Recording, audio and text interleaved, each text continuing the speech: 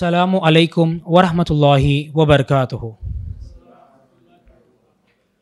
मैं मोहम्मद अयान अहमद इस प्रोग्राम का नाजिम होने की हैसियत से आज 31 दिसंबर 2023 18 जुमादुल आखिर 1445 हिजरी बरोज़ इतवार फ़ज़ीलतुश शेख अब्दुल रहमान जामई हफ़िज़ुल्लाह का और इदारे में मौजूद अब तमाम मर्द व ख़वातीन का तहे दिल से खैर मक़दम करता हूँ।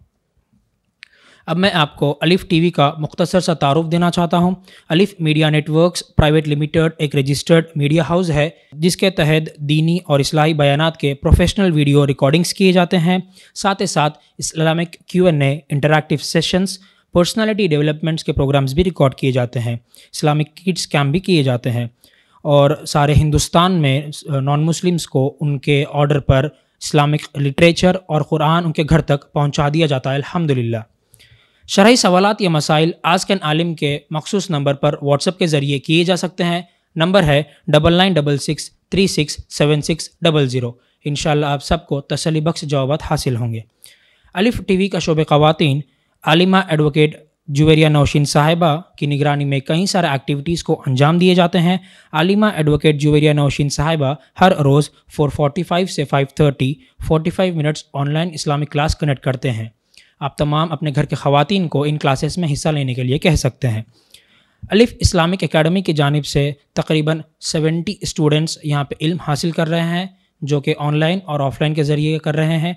यहाँ पे नाज़िरा, हिफ्ज़, अक़ीदा, सीरतुन्नबी, अरबिक लैंग्वेज, उर्दू, फ़िक़्ह और तरबिया, आदाब व अखलाक भी सिखाए जाते हैं। अलिफ़ चैरिटेबल फाउंडेशन के तहत हर मंगल राशन डिस्ट्रीब्यूशन, हर जुम्मा food distribution, old age home में lunch arrangements, government children hospitals में फ्रूट्स डिस्ट्रीब्यूशन किया जाता है। सरमाह के मौसम में ब्लैंकेट्स भी डिस्ट्रीब्यूट किए जाते हैं। उमर दराज उलमा और आलिमियत के तलबा के लिए हर माहाना स्टाइफंड्स मुहैया किए जाते हैं।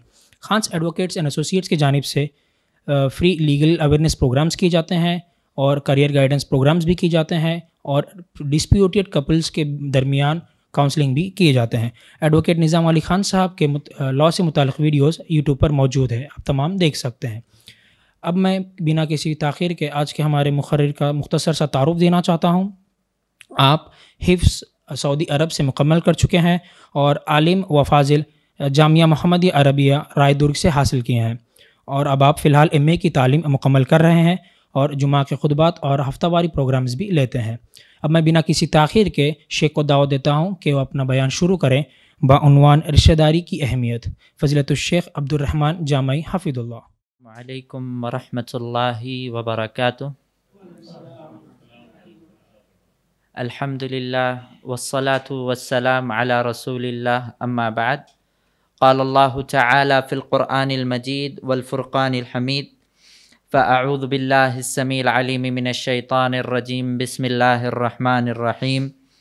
या अय्युहन नासु इन्ना खलक़नाकुम मिन ज़करिन व उन्सा वजअलनाकुम शुऊबन व क़बाइला लितआरफ़ू इन्ना अक्रमकुम इंदल्लाहि अत्क़ाकुम इन्नल्लाहा अलीमुन क़बीर। वक़ाल तआला फ़ी मौज़िइन आख़र या अय्युहन नासु इत्तक़ू रब्बकुमुल्लज़ी खलक़कुम मिन नफ़्सिन वाहिदा व खलक़ मिन्हा ज़ौजहा व बस्स मिन्हुमा रिजालन कसीरन व निसाअ वत्तक़ुल्लाह अल्लती तसाअलून बिही वल अरहाम इन्नल्लाहा काना अलैकुम रक़ीबा। वक़ाल तआला फ़ी मौज़िइन आख़र या अय्युहल्लज़ीना आमनु इत्तक़ुल्लाह व क़ूलू क़ौलन सदीदा। वक़ाल नबी सल्लल्लाहु अलैहि वसल्लम सिलू बिल अरहामी वसिलू बिल अरहाम। मुहतरम हाज़रीन, आज के इस प्रोग्राम में जो मेरा उन्वान है वो रिश्तेदारी की अहमियत है।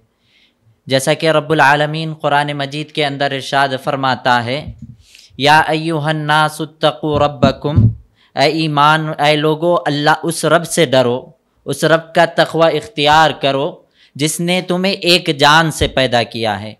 या अय्युहन नासु इत्तक़ू रब्बकुमुल्लज़ी खलक़कुम मिन नफ़्सिन वाहिदा, तुम्हें एक जान से पैदा किया है, व खलक़ मिन्हा ज़ौजहा, और उसी से बीवी को पैदा किया है। यानी रब्बुल आलमीन ने पहली तख्लीक़ आदम अलैहिस्सलाम की तख्लीक़ की थी, फिर आदम की पीठ से, आदम की ज़हर से, आदम की पीठ से حوا علیہ السلام کو پیدا کیا تھا۔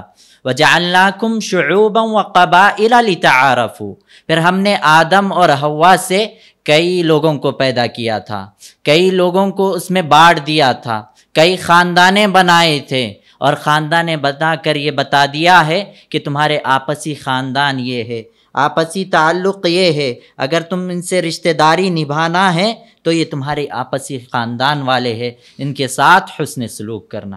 یعنی رب العالمین نے جب انسان کی تخلیق کی، انسان کی تخلیق کے ساتھ ساتھ خاندان اور قبائل میں اس کو بانٹا، تاکہ لوگ رشتہ داری کی اہمیت سمجھ سکے، تاکہ لوگ ایک دوسرے کی اہمیت سمجھ سکے، بھائی بھائی کی اہمیت سمجھ سکے، بہن بہن کی اہمیت سمجھ سکے، بھائی بہن کی اہمیت سمجھ سکے، یعنی ہر کسی کا رشتہ دار بنایا اور ہر کسی کو ایک اہمیت دی۔ اللہ کے رسول صلی اللہ علیہ وسلم، آپ صلی اللہ علیہ وسلم کو اللہ تعالیٰ نے نبی بنا کر بھیجا تھا، لیکن آپ کے رشتہ دار کیا تھے؟ مشرک تھے۔ پھر بھی اللہ رب العالمین نے کیا کہا تھا؟ قرآن مجید اٹھائیے، رب العالمین کا ارشاد تو سن لیجئے۔ رب العالمین نے کہا تھا وَأَنذِرْ عَشِيرَتَكَ الْأَقْرَبِينَ، اے نبی صلی اللہ علیہ وسلم آپ اپنے قریبی رشتہ داروں کو وعظ و نصیحت کیجئے، قریبی رشتہ داروں کو ڈرائیے۔ یعنی سب سے پہلی ذمہ داری، سب سے پہلے اگر ہمیں رشتہ داری کو نبھانا ہے تو سب سے پہلے رشتہ داروں کو حکم دینے کا حکم دیا، رشتہ داروں کو ڈرانے کا حکم دیا رب العالمین نے۔ جب آپ صلی اللہ علیہ وسلم 40 برس کے ہو گئے تھے، نبی بنائے گئے تھے، تو سب سے پہلے حکم کس کا حکم آیا تھا؟ رشتہ داروں کو ڈرانے کا حکم آیا تھا۔ تو اس کی رشتہ داری کی فضیلت، رشتہ داری کی اہمیت پتہ چلتی ہے۔ پھر اللہ رب العالمین نے قرآن مجید میں کئی مقامات پر رشتہ داری کی اہمیت بتائی ہے، جیسا کہ رب العالمین نے فرمایا یا ایھا الناس انا خلقناکم من ذکر و انثی، اے لوگو میں نے تمہیں ذکر اور انثی، مرد اور عورت سے ملا کر پیدا کیا ہے۔ وجعلناکم شعوبا و قبائل، اور میں نے تم میں شعوب اور قبائل کو پیدا کیا ہے، خاندان کو بنایا ہے، قبائل کو بنایا ہے۔ لتعارفوا، اللہ تعالیٰ نے خاندان کو کیوں بنایا؟ تاکہ تم میں سے ایک دوسرے کی پہچان ہو سکے، ایک دوسرے کا تعارف ہو سکے، ایک دوسرے کے ساتھ صلہ رحمی ہو سکے۔ ان اکرمکم عند اللہ اتقاکم، اللہ تعالیٰ نے یہ بیان کرنے کے بعد اللہ تعالیٰ نے بتایا کہ تمہیں ایک ذکر ایک انثی یعنی مرد و عورت سے پیدا کیا ہے، یہ بتانے کے بعد رب العالمین نے رشتہ دار قبائل بتائے ہیں، پھر اس کے بعد کیا کہا ہے؟ ان اکرمکم عند اللہ اتقاکم۔ لوگوں یاد رکھو اللہ کے نزدیک وہی بہتر ہے،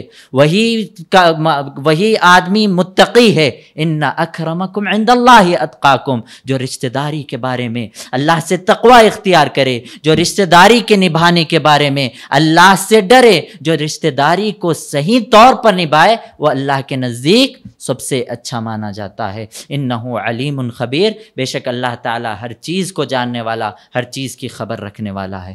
محترم حاضرین، آج اگر ہم اپنے معاشرے پر نظر دوڑائیں گے، اپنے معاشرے کو دیکھیں گے، تو آج بھائی بھائی سے لڑتا نظر آ رہا ہے، بھائی بھائی سے دور جاتا نظر آ رہا ہے۔ ہم تو رشتہ داری، دور کے رشتہ دار کو تو چھوڑ دیجئے، اپنے قریبی رشتہ دار بھی بھائی بھائی سے دور جاتا نظر آ رہا ہے، اور بچے اپنے والدین کی نافرمانی، والدین کو اولڈ ایج ہوم دینا، والدین کو ترک کر دینا، والدین کو چھوڑ دینا، یہ نظر آ رہا ہے۔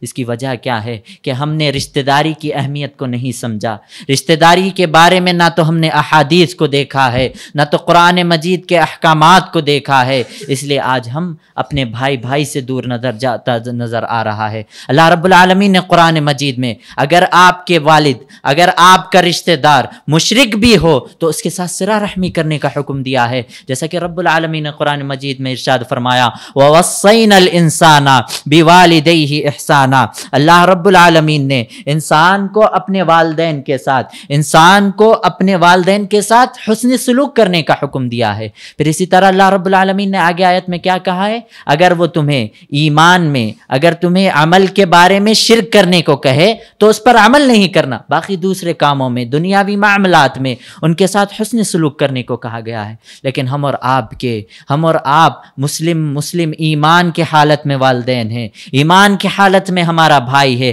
لیکن اسی کے ساتھ رشتہ داری نہیں نبھاتے ہیں، اسی کے ساتھ حسن سلوک نہیں کرتے ہیں۔ اللہ رب العالمین نے جب یہ صلہ رحمی کو پیدا کیا تھا، صلہ رحمی کو بنایا تھا، تو صلہ رحمی نے کہا تھا جو مجھ سے جڑ جائے گا تو اللہ بھی اس سے جڑ جائے گا، اور جو مجھے کاٹے گا اللہ بھی اسے کاٹ دے گا۔ یقیناً اگر ہم آج ہماری رزقوں میں کمی نظر آتی ہے، ہمارے رزقوں میں برکت نظر نہیں آتی ہے، اس کی وجہ یہی ہے کہ ہم نے رشتہ داری کو نہیں نبھایا ہے، رشتہ داری کو اس طرح نہیں نبھایا ہے جس طرح آپ صلی اللہ علیہ وسلم، جس طرح صحابہ رضوان اللہ علیہم اجمعین نبھایا کرتے تھے۔ آپ صلی اللہ علیہ وسلم کی مکمل زندگی اٹھا کر دیکھ لیجئے، آپ صلی اللہ علیہ وسلم کس طرح رشتہ داری نبھایا کرتے تھے۔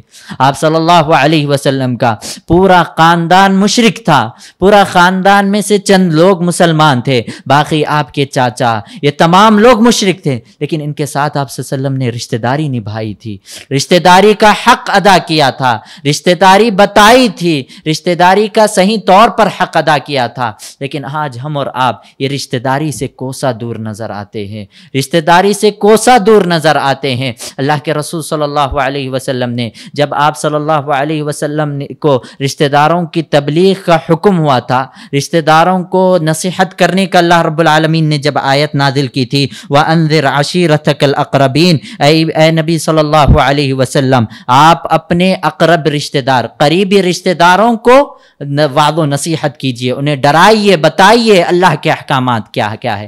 لیکن آج ہم اور آپ کے رشتہ دار کو ہم نصیحت بھی نہیں کرتے ہیں، بتاتے بھی نہیں کہ یہ راستہ جنت کا ہے، یہ راستہ جہنم کا ہے۔ آج ہم اور آپ کا رشتہ دار کوئی غلط راستے پر جاتا ہے، کوئی غلط راستے پر جاتا نظر آتا ہے، لیکن پھر بھی ہم اور آپ اس کو نصیحت نہیں کرتے۔ کل قیامت کے دن یہی رشتہ دار آپ کے خلاف حجت کرے گا، آپ کے خلاف گواہی دے گا، کہے گا اے اللہ یہ رشتہ دار تھا، اسے پتا تھا کہ یہ کام غلط ہے لیکن یہ مجھے نہیں بتایا تھا۔ اگر آپ قیامت کے دن بچنا چاہتے ہو، اللہ کے سامنے اللہ کی جنت پانا چاہتے ہو، تو اس دنیا میں رشتہ داری نبھاؤ اور انہیں طریقہ بتاؤ، جنت کا طریقہ بتاؤ۔ حضرت ابراہیم علیہ السلام کو دیکھ لیجئے، ان کی زندگی اٹھا کر دیکھ لیجئے۔ حضرت ابراہیم علیہ السلام ایسے گھر میں پیدا ہوئے تھے، ان کے والد خود بت بنایا کرتے تھے، اپنے ہاتھوں سے بت بنا کر اس کی پوجا کیا کرتے تھے، لیکن کبھی رشتہ داری کو دور ہونے نہیں دیا، کبھی والد سے اونچی آواز میں بات نہیں کی، کبھی والد کو جھڑکا نہیں، کبھی والد سے یہ نہیں کہا تم تو مشرک ہو، بلکہ قرآن مجید سورہ مریم میں اللہ رب العالمین کا ارشاد ہے، جب بھی ان کے والد نے ان سے کہا تھا اے ابراہیم کیا تم نے اس صنم کو توڑا تھا، اے ابراہیم جو بت ٹوٹے ہیں کیا تم نے توڑا تھا، تو اپنے والد کو نصیحت کرتے ہوئے، اپنے والد کو بتاتے ہوئے پیارے انداز میں کہا تھا۔ والد تو سامنے مشرک ہے لیکن رشتہ داری نبھاتے ہوئے، رشتہ داری کا اصول نبھاتے ہوئے اپنے والد سے کیا کہا تھا، یا ابت لا تعبد الشیطان ان الشیطان کان للرحمن عصیا، اے پیارے پیارے ابا جان، اے میرے پیارے ابا جان، بے شک تم شیطان کی عبادت نہیں کرنا، یہ تم صنم کو جو پوج رہے ہو، یہ بتوں کو جو پوج رہے ہو، یہ کیا ہے، یہ شیطان کی عبادت ہے، بے شک ان الشیطان کان للرحمن عصیا، بے شک شیطان تو رحمان کا بڑا بڑا نافرمان ہے۔ یعنی ابراہیم علیہ السلام کو دیکھیے کس طرح رشتہ داری نبھایا کیا تھا، مشرک ہے، والد صاحب سامنے مشرک ہے، لیکن جواب میں کتنی بہترین انداز میں انہیں سمجھا رہے ہیں، کتنی بہترین انداز میں انہیں نصیحتیں کر رہے ہیں۔ لیکن آج ہم اور آپ کا کوئی رشتہ دار غیر مسلم ہوتا ہے، ایسے ہی دھمکی دیتا ہے تو ہم اور آپ بدلے میں اسے دھمکیاں دیتے ہیں، گالی دیتا ہے تو بدلے میں اسے گالی دیتے ہیں۔ گالی دینا ایک فسق ہے، گناہ ہے، لیکن ہم اور آپ بھی رشتہ داری نہیں نبھاتے ہوئے رشتہ داری کا خیال نہیں کرتے ہوئے بھی یہ ہم اور آپ اپنے رشتہ داروں کو گالی دیتے ہیں، رشتہ داروں کو یہ کہتے ہیں کہ وہ فلاں شخص گالی دیا تو میں اپوزٹ سائڈ سے گالی دے رہا ہوں۔ لیکن ان کے ابا جان کو دیکھیے، ابراہیم علیہ السلام کے ابا جان کو کیا کہہ رہے ہیں، اے ابراہیم اگر تو نصیحت سے نہیں رکے گا، اگر تو نصیحت سے باز نہیں آ جائے گا تو میں تجھے پتھر پتھر مار مار کر اس گاؤں سے الگ کر دوں گا، پتھر مار کر اس گاؤں سے نکال دوں گا۔ تو ابراہیم علیہ السلام پھر بھی اپنے بہترین انداز میں رشتہ داری کو نبھاتے ہوئے کیا کہتے ہیں؟ قال السلام علیک، اے میرے پیارے ابا جان آپ پر سلامتی ہو، اللہ کی رحمت ہو، ساستغفر لک ربی، میں تو ہمیشہ رب سے آپ کی مغفرت کرتا رہوں گا۔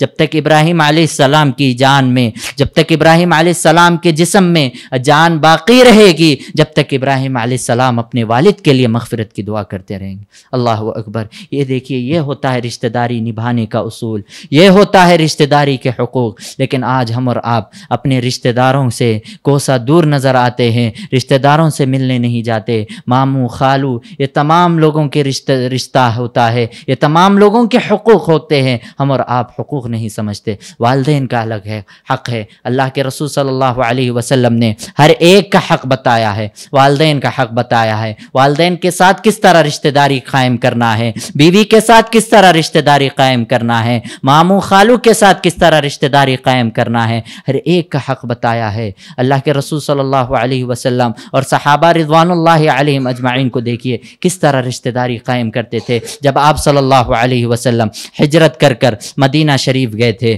ہجرت کر مدینے میں داخل ہوئے تھے، تو ایک صحابی رسول صلی اللہ علیہ وسلم نے فرمایا کہ سب سے پہلے الفاظ جو آپ صلی اللہ علیہ وسلم کے منہ سے نکلے تھے وہ یہی تھے، یا ایھا الناس افشوا السلام، اے لوگو تم سلام کو عام کرو، واطعموا الطعام، اور لوگوں کو کھانا کھلاؤ، وصلوا باللیل والناس نیام وصلوا بالارحام، اے لوگو تم سلام کو عام کرو اور رشتہ داریوں کے ساتھ حسن سلوک کرو، رشتہ داروں کے ساتھ حسن سلوک کرو، اور جب لوگ سو جائے اٹھ کر تہجد کی نماز پڑھو۔ یہاں اللہ کے رسول صلی اللہ علیہ وسلم نے انصار کے پاس آ کر سب سے پہلی نصیحت جو کی تھی وہ یہی کی تھی کہ اے لوگو رشتہ داریوں کے ساتھ حسن سلوک کرو، رشتہ داروں کے ساتھ حسن سلوک کرو۔ اگر تم رشتہ داروں کے ساتھ قطع تعلقی کرو گے، رشتہ داروں کے ساتھ حسن سلوک نہیں کرو گے، رشتہ داروں کا حق نہیں مانو گے، رشتہ داروں کا حق نہیں دو گے،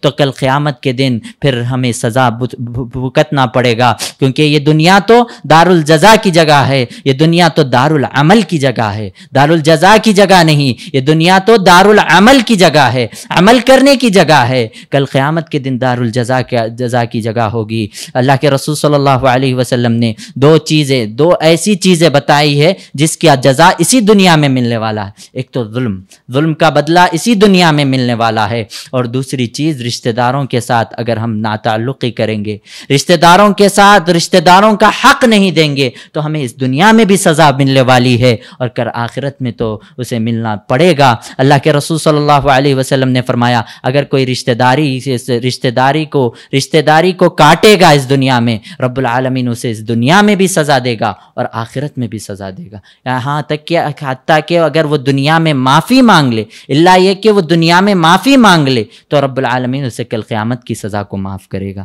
اللہ رب العالمین نے قرآن مجید میں فرمایا ہے، یا ایھا الناس اتقوا ربکم، اے لوگو اس رب العالمین سے ڈرو جس نے تمہیں پیدا کیا ہے، ایک جان سے پیدا کیا ہے، وخلق منها زوجها وبث منهما رجالا كثيرا ونساء واتقوا الله التي تساءلون به والارحام، اور اس رب العالمین کا تقوی اختیار کرو جس کے نام کے ذریعے تم سوال کرتے ہو، والارحام، اور ارحام کا خیال کرو، رشتہ داری کا خیال کرو۔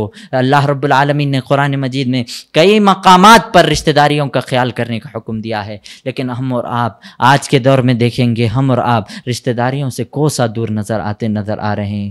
کل قیامت کے دن اگر ہمارے رشتہ داریوں کے بارے میں سوال کیا جائے گا، رشتہ داریوں کے بارے میں سوال کیا جائے گا، تو ہم اور آپ کو کفے افسوس مننا پڑے گا، کیونکہ اس دنیا میں اگر ہم رشتہ داری کا حق نہیں بتائیں گے، رشتہ داریوں کے ساتھ حسن سلوک نہیں کریں گے، تو ہم اور آپ کو کل قیامت کے دن کفے افسوس مننا پڑے گا۔ اللہ کے رسول صلی اللہ علیہ وسلم کو دیکھیے، آپ کا جانی دشمن حضرت سفیان رضی اللہ عنہ، جب یہ ابھی مسلمان نہیں ہوئے تھے، آپ صلی اللہ علیہ وسلم کے جانی دشمن تھے، آپ صلی اللہ علیہ وسلم نے بدعا کی تھی اہل مکہ پر، ان پر قحط سالی آئی تھی، جانی دشمن آتا ہے، آپ صلی اللہ علیہ وسلم کے پاس آ کر کہتا ہے، اے اللہ کے رسول صلی اللہ علیہ علیہ وسلم آپ دعا کیجئے یہ قحط سالی ہم پر سے اللہ رب العالمین ہٹا دے. میں آپ سے اللہ کا واسطہ دیتے ہوئے اور رشتہ داری کا واسطہ دیتے ہوئے سوال کرتا ہوں. دیکھیے آپ صلی اللہ علیہ وسلم کس طرح رشتہ داری کا حق ادا کرتے تھے. ایک کافر آ کر جانی دشمن آ کر آپ صلی اللہ علیہ وسلم سے رشتہ داری کا واسطہ دے رہا تھا. تو اس سے پتہ چلتا ہے آپ صلی اللہ علیہ وسلم کس طرح رشتہ داروں کا حق ادا کرتے تھے. ہم اور آپ کے اس زندگی میں کئی رشتہ دار ہوتے ہیں. ایک تو عمومی عام طور پر جو رشتہ ہوتا ہے وہ ددیالی رشتہ ہوتا ہے یا تو ننیالی رشتہ ہوتا ہے. لیکن جو سسرالی رشتہ ہوتا ہے ہم اور آپ اس کو نہیں سمجھتے ہیں. بعض جگہ یہ ہوتا ہے کہ داماد پر ظلم ہوتا ہے اور بعض جگہ یہ ہوتا ہے کہ داماد سسرالی رشتے پر ظلم کرتا ہے. یہ سمجھتا ہے کہ سسرال ہمارا یہ غلام ہے, یہ غلامی کرنے کے لیے بنا ہے, یہ غلام ہے. حالانکہ آپ صلی اللہ علیہ وسلم کی زندگی اٹھا کر دیکھیے. حضرت خدیجہ رضی اللہ عنہا کے ساتھ جب آپ صلی اللہ علیہ وسلم کا نکاح ہوا تھا, جب ان کا انتقال ہو گیا تھا, آپ صلی اللہ علیہ وسلم نے رشتہ داری قائم رکھنے کے لیے ان کے سہیلیوں کو تحفہ بھیجا کرتے تھے. صحیح بخاری میں یہ حدیث موجود ہے کہ آپ صلی اللہ علیہ وسلم رشتہ داری قائم رکھنے کے لیے انہیں تحائف بھیجا کیا کرتے تھے غلام کے ذریعے. اللہ اکبر. لیکن ہم اور آپ اپنی سسراری رشتوں کو حقیر نگاہ سے دیکھتے ہیں, حقیر نگاہوں سے دیکھتے ہیں, ان کا حق ادا نہیں کرتے ہیں. اللہ کے رسول اسی طرح حضرت عمر رضی اللہ عنہ کے پاس ایک مرتبہ ایک لباس آتا ہے جو کسی مومن آدمی کے لیے پہننا درست نہیں تھا, کسی متقی آدمی کے لیے پہننا درست نہیں تھا. صحیح بخاری کی حدیث ہے کہ عمر رضی اللہ عنہ کے پاس ایک مرتبہ ایک ایسا لباس آیا جو کسی مومن کے لیے پہننا درست نہیں تھا. حضرت عمر رضی اللہ عنہ نے وہ لباس کو اپنے ایک بھائی کے لیے تحفے میں بھیج دیا. وہ بھائی مکے میں رہا کرتا تھا, اس کے لیے تحفے میں بھیج دیا. وہ غیر مسلم تھا تاکہ رشتہ داری قائم رہ سکے, تاکہ رشتہ داری کا حق ادا ہو سکے.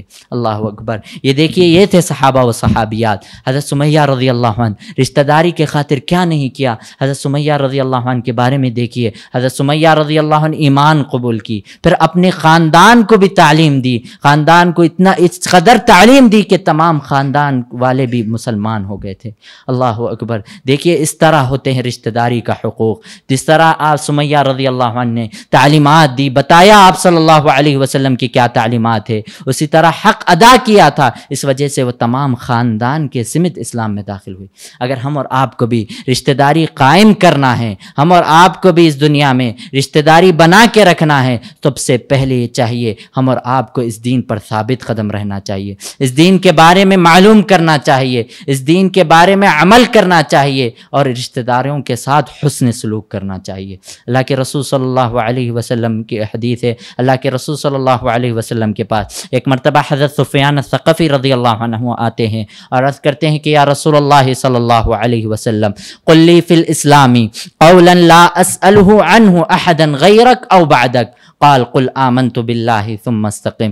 اے اللہ کے رسول صلی اللہ علیہ وسلم مجھے اسلام میں ایک ایسی بات بتا دیجئے کہ میں آپ کے بعد میں آپ کے علاوہ کسی اور سے سوال نہ کروں. تو اللہ کے رسول صلی اللہ علیہ وسلم نے فرمایا تم یہ کہو کہ میں اللہ پر ایمان لایا, پھر اس دین پر ثابت قدم رہو. اگر تم اس دین پر ثابت قدم رہو گے, اس دین پر جو بھی تکلیفیں آئیں گی, چاہے وہ رشتہ داروں کی طرف سے ہو, چاہے وہ کسی کی بھی طرف سے ہو, اگر تم اس دین پر ثابت قدم رہو گے تو تمام حق خود بخود تم ادا کر دو گے. اگر تم تمام حق ادا کرنا چاہتے ہو تو سب سے پہلی چیز یہ ہے کہ تم دین پر ثابت قدم ہو جاؤ, کیونکہ اللہ رب العالمین سورہ ہود کے اندر ارشاد فرماتا ہے فاستقم کما امرتا ومن تاب معک ولا تطغوا. اے نبی صلی اللہ علیہ وسلم آپ اس دین میں اس طرح استقامت اختیار کیجئے جیسا کہ آپ کو حکم دیا گیا ہے, اور ایمان والوں کو بھی کہیے کہ اس دین پر استقامت اختیار کیجیے. اگر آپ دین پر استقامت اختیار کریں گے, آزمائشوں پہ تکلیفوں پہ صبر کریں گے, تو اس دین کے ہر حق کو ادا کریں گے. جیسا کہ ابراہیم علیہ السلام کے واقعہ کو اٹھا کر دیکھ لیجئے, صحابہ کے واقعوں کو اٹھا کر دیکھ لیجئے, انہوں نے دین پہ استقامت اختیار کیا تھا, تبھی تو رب العالمین نے اتنی بڑی خوشخبریاں دی تھی انہیں, تبھی تو رب العالمین نے انہیں تمام حق کا درجہ عطا کیا تھا. حضرت ابراہیم علیہ السلام کو دیکھ لیجئے, حضرت ابراہیم علیہ السلام نے رشتہ داری نبھانے کے لیے، رشتہ داریوں کے خاطر یہ دین میں آنے والے تکلیفوں پر بھی صبر کیا تھا۔ حضرت ابراہیم علیہ السلام نے جب اپنے خاندان والوں سے یہ جھوٹ کہا تھا، وہ تمام لوگ ایک بت کی عبادت کے لیے کہیں نکل پڑے تھے، تو حضرت ابراہیم علیہ السلام سے سوال کیا تھا، اے ابراہیم کیا تم گاؤں میں اکیلے رہو گے یا ہمارے ساتھ چل پڑو گے؟ تو ابراہیم علیہ السلام نے کہا تھا انی سقیم، کہ میں بیمار ہوں، میں نہیں آ سکتا، کیونکہ وہ چاہتے تھے کہ وہ تمام بت کو تباہ کر دے، تمام بت کو توڑ دے۔ جب ابراہیم علیہ السلام نے یہ کہا تھا تو تمام لوگ ان کو چھوڑ کر چل پڑے تھے، تو ابراہیم علیہ السلام وہ بت کے پاس آتے ہیں، کہتے ہیں افلا تاکلون، اے لوگو، اے بتو تم کھاتے نہیں ہو، ما لکم لا تنطقون، تمہیں کیا ہو گیا ہے، تم کیوں بات نہیں کرتے ہو؟ پھر اس کے بعد ابراہیم علیہ السلام وہ بتوں کو توڑ دیتے ہیں، پھر بڑے بت کو باقی رکھ کر اس پر لاٹھی رکھ کر آ جاتے ہیں۔ تو حضرت ابراہیم علیہ السلام یہ تمام چیزیں کیوں کیا تھا؟ تاکہ خاندان والوں کو، اپنے باپ کو یہ بتا سکے کہ یہ بت نہ تو نفع دینے کے قابل ہے نہ تو نقصان دینے کے قابل ہے، تم جس کی عبادت کر رہے ہو یہ شیطانی وہم ہے، یہ نہ تو اپنے آپ کو بچا سکے ہیں، یہ تو ٹوٹے پڑے ہیں، اپنے آپ کو نہیں بچا سکے تو تم کو کیا بچائیں گے؟ یہ نصیحت کے خاطر، یہ رشتہ داری نبھانے کے خاطر ابراہیم علیہ السلام نے ایسا کیا تھا۔ پھر بھی اللہ رب العالمین نے انہیں آزمایا تھا۔ لوگ واپس آ کر کیا کیے تھے کہ ابراہیم علیہ السلام کو آگ میں ڈالنے کی تیاری کیے تھے، آگ میں پھینکنے کی تیاری کیے تھے۔ ابراہیم علیہ السلام کا ایمان یہاں بھی مکمل نہیں ہوا تھا، ابراہیم علیہ السلام نے یہاں بھی ایمان کو چھوڑنا گوارا نہیں کیا، بلکہ ابراہیم نے آگ کو قبول کیا اور ایمان سے پھرنے کو قبول نہیں کیا۔ آگ میں دیکھتے ہوئے اللہ رب العالمین نے آگ سے کہا تھا قلنا یا نارو کونی بردا وسلاما علی ابراہیم، ہم نے آگ سے کہا تھا اے آگ تو ٹھنڈی اور سلامتی والی بن جانا ابراہیم علیہ السلام کے اوپر۔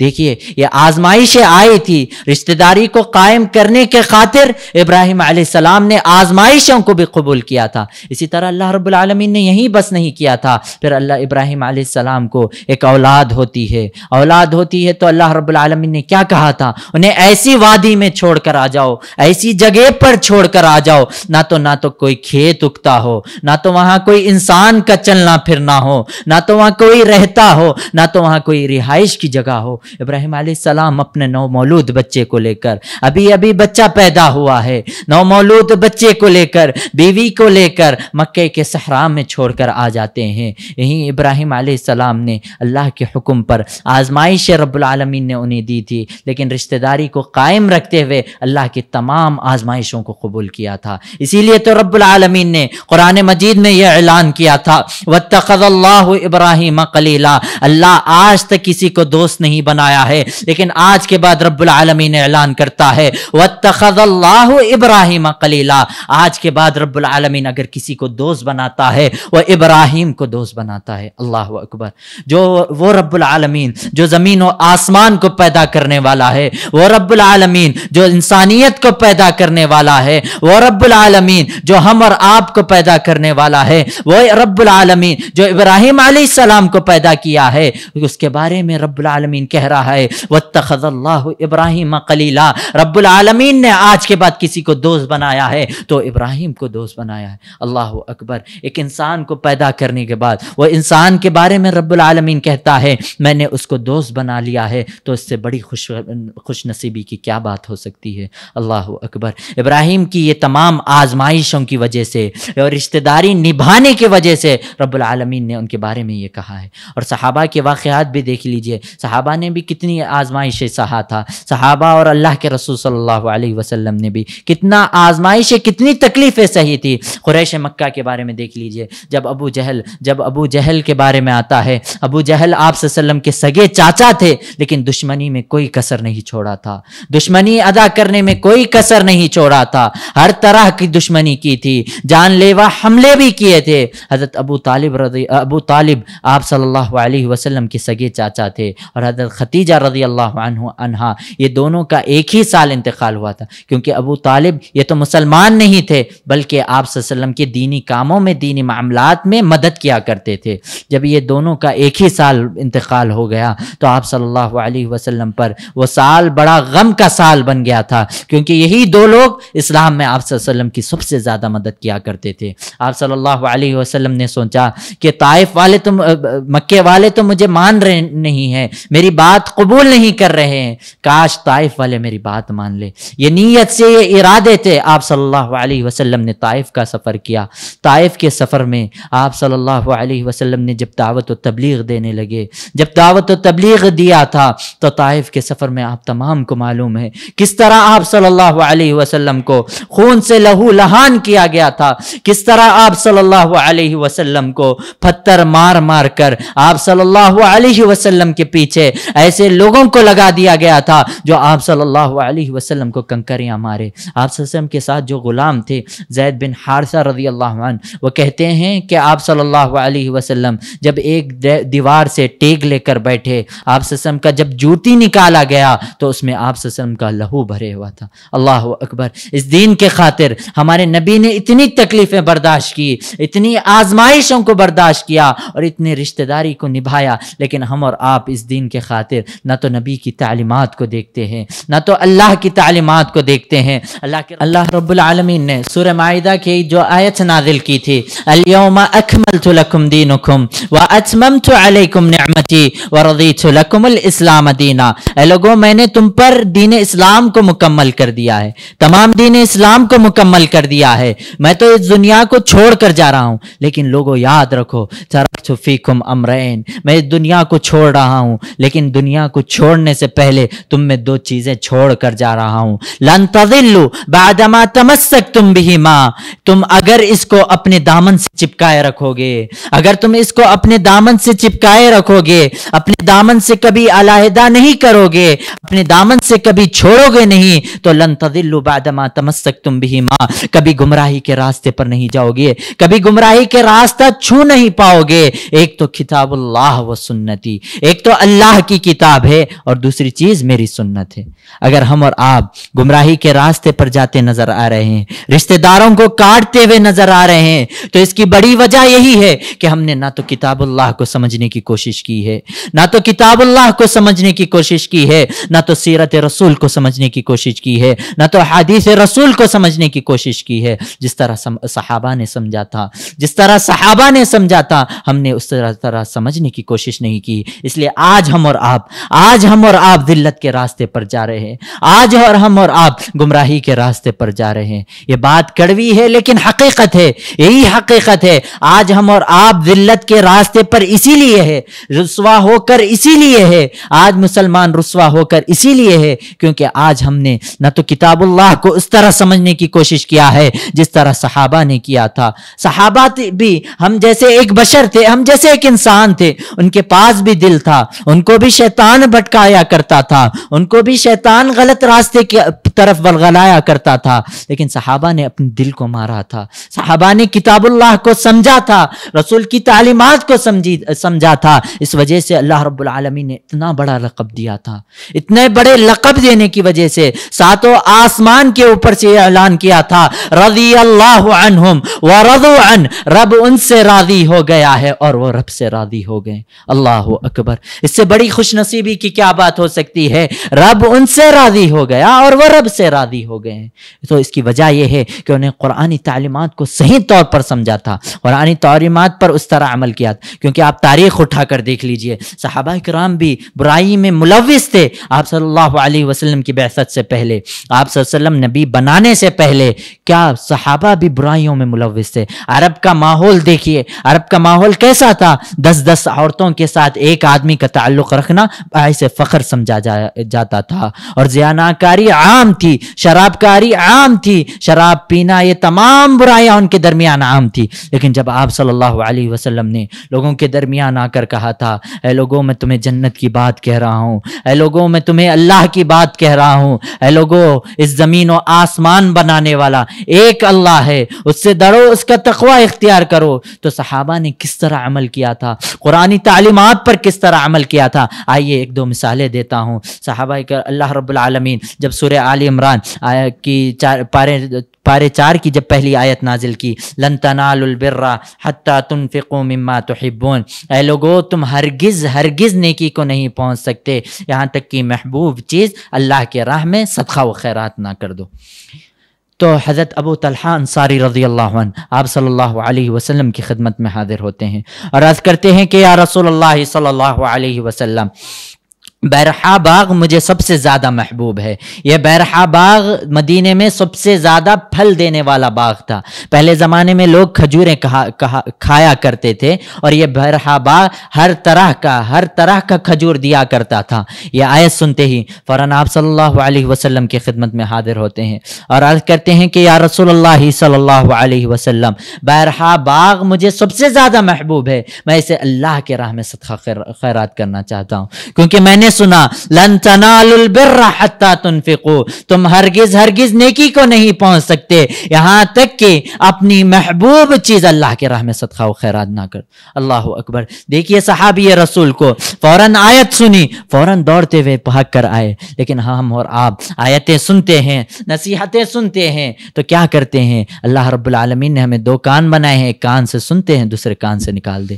یہ دلوں پر اثر نہیں کرتی ہیں، یہ نصیحتیں ہم اور آپ کی دلوں پر اثر نہیں کرتی ہے۔ اس کی وجہ کیا ہے؟ خود قرآن مجید نے بیان کر دیا ہے، ختم اللہ علی قلوبہم وعلی سمعہم وعلی ابصارہم۔ لوگوں یاد رکھو، اگر کسی کو نصیحتیں اثر انداز نہیں ہو رہی ہے، نصیحتیں اس کے دل تک نہیں پہنچ رہی ہے، تو رب العالمین نے اعلان کر دیا ہے ختم اللہ علی قلوبہم، رب العالمین نے اس کے دل پر کیا کر دیا ہے؟ مہر لگا دیا ہے، وعلی سمعہم، اور اس کے کانوں پر بھی مہر لگا دیا ہے، وعلی ابصارہم غشاوہ، اور اس کے آنکھوں پر بھی مہر لگا دیا ہے۔ حق تو سامنے ہے، حق سامنے رکھتے ہوئے بھی قبول نہیں کر رہا ہے۔ اس کی وجہ یہی ہے کہ اس کے رب العالمین نے اس کے دلوں پر مہر لگا دیا۔ تو اگر ہم اور آپ کو بھی دیکھنا چاہیے کہ ہم اور آپ کے دلوں پر بھی مہر لگا ہے یا نہیں لگا ہے، ہم اور آپ کے دلوں پر بھی مہر لگ چکا ہے یا نہیں لگ چکا ہے۔ اگر مہر لگ چکا ہے تو ہم اور آپ کو بھی اللہ کی طرف رجوع ہو کر توبہ استغفار کرنا چاہیے، اللہ رب العالمین کی طرف رجوع ہو کر اللہ کی تعلیمات کو اپنانا چاہیے۔ اور اسی طرح جب سورہ تکویر کی آیت نمبر 9 اور آیت 8 نازل ہوئی تھی، وَإِذَا الْمَوْءُودَةُ سُئِلَتْ بِأَيِّ ذَنبٍ قُتِلَتْ، کل قیامت کے دن نومولود بچے سے سوال کیا جائے گا کہ اس کو کس جرم کے بنا پر زندہ درکور کر دیا گیا تھا، زندہ دفنا دیا گیا تھا۔ تو ایک صحابی رسول فوراً دوڑتے ہوئے آپ صلی اللہ علیہ وسلم کی خدمت میں حاضر ہوتے ہیں اور عرض کرتے ہیں کہ یا رسول اللہ صلی اللہ علیہ وسلم، میرے پاس بھی جب میں اسلام میں داخل نہیں ہوا تھا، آپ کے بعثت سے پہلے میرے گھر میں بھی ایک پھول سی بیٹی پیدا ہوئی تھی، لیکن مکے والے کیا سمجھتے تھے؟ بیٹی کو کیا سمجھتے تھے؟ نحوست سمجھتے تھے، کیونکہ وہ سمجھتے تھے بیٹا بڑا ہو کر کمائے گا، ہمیں لا کر دے گا، لیکن بیٹی بڑی ہو کر ہمارے گھر سے ہی لے کر جائے گی، جہیز کے چکر میں یا کسی اور کے چکر میں بیٹی بڑے ہو کر ہمارے گھر سے لے کر جائے گی، اور بیٹا بڑا ہو کر ہمیں گھر سے لا کر باہر سے کما کر لا کر ہمیں گھر میں دے گا۔ تو یہ ان کی ذہنیت تھی، یہ غلط ذہنیت ہے، لیکن ان کی ذہنیت یہ تھی۔ تو وہ کہتے ہیں کہ اللہ کے رسول صلی اللہ علیہ وسلم، میرے گھر میں بھی ایک بیٹی پیدا ہوئی تھی، وہ جب چلنے پھرنے کے قابل ہوئی تھی، چلنے پھرنے لگی تھی، میں اس کا ہاتھ پکڑ کر لے چل پڑا، صحرا میں لے چل پڑا، اسے لے چل پڑا۔ وہ بیٹی کہتی تھی، اے میرے ابا جان، آج تک تو مجھے آپ نے نرمی سی بات بھی نہیں کی، آج تک تو آپ نے مجھے شفقت کی نگاہوں سے نہیں دیکھا، لیکن آج آپ مجھے کہاں لے چل پڑ رہے ہو، آج مجھے آپ کہاں لے جا رہے ہو؟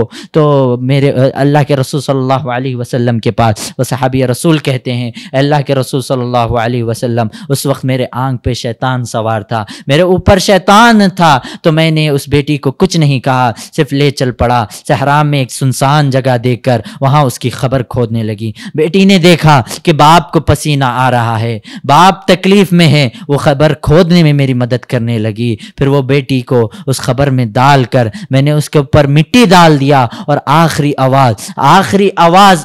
الفاظ جو اس بچی کی وہ یہ تھے، ہے بابا میرا جرم تو بتاتے جائے، میرا جرم کیا ہے؟ میرا جرم یہی ہے کہ میں نے ایک بیٹی بن کر آپ کے گھر میں پیدا ہوئی ہوں، یہی میرا جرم ہے۔ یہ سن کر آپ صلی اللہ علیہ وسلم کے آنکھوں میں آنسو آ جاتے ہیں، رونے لگتے ہیں۔ صحابی رسول انہیں خاموش کرنا چاہتے ہیں، لیکن اللہ کے رسول صلی اللہ علیہ وسلم کہتے ہیں کہ اسے جس بات کا شدید احساس ہے اسے بولنے دو، کیونکہ الاسلام یہدی من کان قبلہا، اسلام وہ تمام گناہوں کو مٹا دیتا ہے جو اس نے زمانے جاہلیت میں کیا ہے۔ اللہ اکبر. دیکھیے آج ہم اور آپ رشتہ داریوں کو کاٹ رہے ہیں، آج ہم اور آپ یہ تمام چیزیں کر رہے ہیں، لیکن اگر ہم اور آپ کو اس کا گناہ پتہ چلے گا، اس کا گناہ کیا ہے، تو ہم اور آپ اس سے باز آ جائیں گے. تو ہم آپ کو بھی چاہیے یہ رشتہ داریوں کا حق ادا کرو، رشتہ داریوں کا حق ادا کرو. دیکھو پہلے زمانے میں اسلامی تعلیمات سے پہلے لوگ کیسے ہوا کرتے تھے، اپنے بیٹیوں کو دفنا دیا کرتے تھے، اپنے سگے بیٹیوں کو دفنا دیا کرتے تھے، انہیں رحم نہیں آتا تھا. لیکن اسلامی تعلیمات آنے کے بعد ان کے اندر رشتہ داروں کا اس طرح رحم آ گیا، خود اپنی غلطی کا اعتراف کرتے ہوئے آپ صلی اللہ علیہ وسلم کی خدمت میں آئے، اپنی غلطی کا اعتراف کرتے ہوئے آپ صلی اللہ علیہ وسلم کی خدمت میں حاضر ہوا تھا. دیکھیے یہ ہوتا ہے اسلام، یہ ہے اسلام. اسی طرح جب اللہ رب العالمین نے شراب کی حرمت کی آیتیں نازل کی تھی، یا ایھا الذین آمنوا لا تقربوا الصلاۃ وانتم سکارا، اے ایمان والو تم شراب کی حالت میں، تم نشے کی حالت میں نماز کے قریب مت آؤ. اس حال میں کہ تم نماز میں مت آؤ، اس حال میں کہ تم نشے کی حالت میں ہو. اللہ کے رسول صلی اللہ علیہ وسلم کے جب یہ آیتیں صحابہ کے درمیان سنائے، صحابہ کے درمیان بیان کیا، تو تاریخ میں آتا ہے، تاریخ کے اوراق میں آتا ہے کہ صحابہ رضوان اللہ علیہم اجمعین اپنے گھروں سے اس طرح شراب کے مٹکے کو پھینک دیا، گویا کہ ایسا لگ رہا تھا کہ شراب کا سیلاب آیا. اللہ اکبر. یہ تھے صحابہ رضوان اللہ علیہم اجمعین، کتاب اللہ پر اس طرح عمل کرتے تھے، کتاب اللہ پر اس طرح عمل کیا کرتے تھے، کتاب اللہ پر اس طرح عمل پیرا ہوا کرتے تھے. اگر کوئی بھی آیت نازل ہوتی، اگر کوئی بھی آیت نازل ہوتی، فوراً آپ صلی اللہ علیہ وسلم کے پاس آ کر کیا کہتے کہ اے اللہ کے رسول صلی اللہ علیہ وسلم، کیا یہ آیت میرے بارے میں نازل ہوئی، کیا یہ آیت میرے متعلق نازل ہوئی؟ ہم اور آپ قرآن مجید کو پڑھتے ہیں، قرآن مجید کا ترجمہ پڑھتے ہیں، قرآن مجید کی تفسیر پڑھتے ہیں، لیکن ہم اور آپ قرآن مجید پر عمل کرنے کی توفیق نہیں ہوتی. ہم اور آپ کو اس طرح پڑھنے کی توفیق نہیں ہوتی جس طرح صحابہ رضوان اللہ علیہم اجمعین پڑھا کرتے تھے. آپ صلی اللہ علیہ وسلم میں احادیث مبارکہ میں بھی کئی مقامات پر اللہ کے رسول صلی اللہ علیہ وسلم نے قرآن کے بارے میں کیا کہا تھا. ماہر قرآن کو، حفاظ قرآن بھی کتنے ایسے حفاظ ہیں جو قرآن کے حفاظ ہیں، قرآن کے حافظ ہوتے ہیں، لیکن قرآنی تعلیمات پر عمل نہیں کرتے. کل قیامت کے دن رب العالمین ان سے سوال کرے گا، تم تو حفاظ بن گئے تھے، قرآن رٹنے کا نام نہیں ہوگا. قرآن کو رٹ لینا یہ کافی نہیں ہے، قرآن پر عمل کرنا، کیونکہ ایک حفاظ بننا یہ بڑی شرف کی بات نہیں ہے. حدیث میں جو حفاظ کی فضیلتیں بتائی گئی ہے، حدیث مبارکہ میں جو حفاظ کی وہ فضائل بتائے گئے ہیں، یہ حفاظ کی فضائل ان لوگوں کے لیے نہیں ہے جو قرآن کو رٹتے ہیں، بلکہ قرآن پر عمل کرتے ہیں، قرآن کا ترجمہ سمجھتے ہیں اور اس پر عمل کرتے ہیں، رشتہ داریوں کو نبھاتے ہیں، تو ان کے لیے یہ فضیلتیں ہیں. کیونکہ قرآن و حفاظ کی بہت ساری فضیلتیں ہیں. ایک فضیلت بیان کرتا ہوں، قیامت کے دن اللہ رب العالمین حفاظ کے ماں باپ کو سر کا تاج پہنائے گا، عزت کا تاج پہنائے گا، اور حفاظ کے خاندان میں سے 10 آدمی کو اس کے سمت جنت میں داخل کرے گا. اللہ اکبر. اتنی بڑی فضیلت ہے حفاظ کی، لیکن آج ہمارے ماحول میں، ہمارے معاشرے میں حفاظ کو دیکھا جائے، حفاظ کو دیکھا جائے، یہ اتنی بڑی فضیلت ہونے کے باوجود بھی وہ قرآنی تعلیمات پر عمل نہیں کرتے. قرآن کے معنی و مفاہیم بھی انہیں پتہ نہیں ہوتا کہ قرآن میں کیا لکھا ہے، بلکہ انہیں قرآن تو یاد رہتا ہے لیکن ان کے معنی و مفاہیم کو فائدہ نہیں. تو اس طرح کا حفاظ بننے کا بھی فائدہ نہیں ہے. جس طرح آج ہم اور آپ اگر حفاظ بننے کے بعد، اگر ہم تعلیمات آنے کے بعد اگر ہم اور آپ رشتہ داریوں کے ساتھ حسن سلوک نہیں کریں گے تو اس کا ڈبل گناہ ملے گا. کیونکہ ہم پر تو نصیحتیں آ گئی ہے، ہمیں پتہ چل گیا ہے کہ فلاں کا گناہ کیا ہوگا کیا نہیں ہوگا، تو اللہ رب العالمین اس کا گناہ بڑھ کر دے گا. تو ہم اور آپ کو چاہیے کہ ہم رشتہ داریوں کا اصول اپنائیں، رشتہ داریوں کو دیکھیں، رشتہ داریوں کو اپنی زندگی میں رشتہ داریوں کا حق ادا کرے اور اللہ کا بھی حق ادا کرے. کیونکہ اللہ رب العالمین نے 2 حق بیان کیے. ایک تو حقوق اللہ ہوتا ہے، یعنی نماز پڑھنا، حج ادا کرنا، یہ تمام عبادتیں اللہ کا حق ہے. اور بندوں کا حق کیا ہے؟ ان کے ساتھ حسن سلوک کرنا، ان کے ساتھ اچھے سے پیش آنا، ان کو اگر کسی چیز کی ضرورت ہے تو اسے ادا کرنا. آج ہم اور آپ کا رشتہ دار ہم سے کچھ مانگنا ہے تو شرم محسوس کرتا ہے، یہ سوچتا ہے کہ میرا فلاں بھائی کیا سمجھے گا، فلاں بھائی کیا کرے گا. لیکن اللہ رب العالمین نے، اللہ کے رسول صلی اللہ علیہ وسلم نے ہم اور آپ کو ایک دوسرے کی مدد کے لیے رب العالمین نے رشتہ دار بنایا ہے. لیکن ہم اور آپ یہ اس سے کوسا دور نظر آتے ہیں، یہ حق ادا نہیں کرتے ہیں۔ ہم اور آپ کو اگر یہ حق ادا کرنا ہے، یہ حقوق کو ادا کرنا ہے، تو سب سے پہلے اللہ کا حق ادا کرے، اللہ کی کتاب کو سمجھے، اللہ کی کتابی تعلیمات کو سمجھے، تو ہم آٹومیٹک دوسرے حق کو بھی عطا کریں گے۔ کیونکہ اللہ کے رسول صلی اللہ علیہ وسلم نے فرمایا قیامت کے دن ایک بندہ آئے گا، قیامت کے دن ایک بندہ آئے گا، اتنی ساری نیکیاں ہوں گی، کئی ساری نیکیاں ہوں گی، نماز بھی لے کر آئے گا، بصلاۃ وصیام، نماز بھی لے کر آئے گا، روزہ بھی لے کر آئے گا، وحج، حج بھی لے کر آئے گا، وعمرۃ، عمرے بھی لے کر آئے گا۔ یہ تمام چیزیں کیا ہے؟ اللہ کے حق ہے۔ نماز، حج، عمرہ، یہ تمام چیزیں اللہ کا حق ہے۔ اللہ کے تمام حق کو لے کر آئے گا، تمام حقوق لے کر آئے گا، لیکن اس کے ساتھ کیا کیا ہوگا؟ قد شتم ھذا واکل مال ھذا وضرب ھذا فیدخل فی النار، اس کے ساتھ کیا کیا ہوگا؟ فلاں کو گالی دی ہوگی، فلاں کا ناحق طور پر مال کھایا ہوگا، فلاں رشتہ دار کو ستایا ہوگا، فلاں رشتہ دار کا ساتھ حق ادا نہیں کیا ہوگا، تو اللہ رب العالمین نے اس کو کیا کرے گا؟ فیدخل فی ناری، اسے کھٹسیٹتے ہوئے جہنم میں داخل کر دے۔ اللہ اکبر۔ دیکھیے اللہ کا تو حق ادا کیا ہے، اس نے نماز تو پڑھا ہے، حج بھی کیا ہے، عمرے بھی ادا کیے ہیں، لیکن اللہ کے بندوں کا حق ادا نہیں کیا ہے، اس وجہ سے اسے جہنم میں داخل کر دیا گیا ہے۔ اور اللہ کے رسول صلی اللہ علیہ وسلم کی یہ بھی حدیث ہے، اللہ کے رسول صلی اللہ علیہ وسلم نے فرمایا اللہ اگر چاہا تو اللہ کا حق معاف کر سکتا ہے، لیکن بندوں کا حق ایسا ہے کہ اللہ رب العالمین جب تک کہ وہ انسان سے معافی نہ مانگ لے، اس کا حق ادا نہ کر دے، رب العالمین اسے معاف کرنے والا نہیں، اور قیامت کے دن اس کا حق دلا کر رہے گا۔ کیونکہ اللہ کے رسول صلی اللہ علیہ وسلم نے فرمایا کہ ایک ظالم بکری اگر کسی پر ظلم کرتی ہے، اگر ایک سینگ والی بکری اس دنیا میں بغیر سینگ والی بکری کو مارے گی، تو کل قیامت کے دن رب العالمین اس سینگ والی بکری کو بغیر سینگ والی بکری بنا دے گا، اور جو بغیر سینگ والی بکری تھی اسے سینگ دے کر اس کا بدلہ لینے کو کہا جائے گا۔ تو ہم تو انسان ہیں، تو رب العالمین جزا کے خاطر، جزا اور بدلے کے خاطر، یعنی ہماری نیکیاں لے کر فلاں ظالم کو دے دے گا۔ ہم جس کے ساتھ رشتہ داری نہیں ادا کیے، جس کا بھی حق کھائے رشتہ داروں میں، ہماری نیکیاں لے کر اسے دے دے گا، اور وہ جنت میں داخل ہوگا۔ اگر ہم اور آپ کو جنت حاصل کرنا ہے، اگر ہم اور آپ کو جنت پانا ہے، کیونکہ ہر انسان اس دنیا میں کیوں آیا ہے؟ جنت حاصل کرنے کے لیے آیا ہے۔ کیونکہ سورہ آل عمران میں رب العالمین کا ارشاد ہے لِيَبْلُوَكُمْ أَيُّكُمْ أَحْسَنُ عَمَلًا، اللہ رب العالمین نے دنیا میں کیوں بھیجا ہے؟ تاکہ تمہیں جانچنا چاہتا ہے، تمہیں دیکھنا چاہتا ہے تم میں سے کون اچھا عمل کرنے والا ہے اور کون بدکار عمل کرنے والا ہے۔ تو ہم اور آپ اگر یہ رشتہ داریوں کو قائم نہیں کریں گے، رشتہ داریوں کو توڑیں گے، تو ہم اور آپ کو کل قیامت کے دن کفے افسوس ملنا پڑے گا، ہم اور آپ کو افسوس ملنا پڑے گا، افسوس کرنا پڑے گا۔ کیونکہ اللہ کے رسول صلی اللہ علیہ وسلم نے فرمایا اگر اس دنیا میں کوئی شخص کسی شخص کی ایک بالش بھی زمین لے لے گا، ایک بالش بھی زمین لے لے گا، کل قیامت کے دن رب العالمین ساخ توخ اس کے گردن میں پڑنائے گا۔ لیکن آج ہم اور آپ دیکھیے بھائی ایک دوسرے کی زمین کھا رہا ہے، بھائی ایک دوسرے کی زمین پر ہڑپ کر رہا ہے۔ کوئی جائیداد میں جو زمین آتی ہے، وہ جائیداد کی زمین کو کوئی ایک بھائی ہڑپ کر لے رہا ہے، وہ سوچ رہا نہیں ہے کل اسے بھی مرنا ہے، کل قیامت کے دن بھی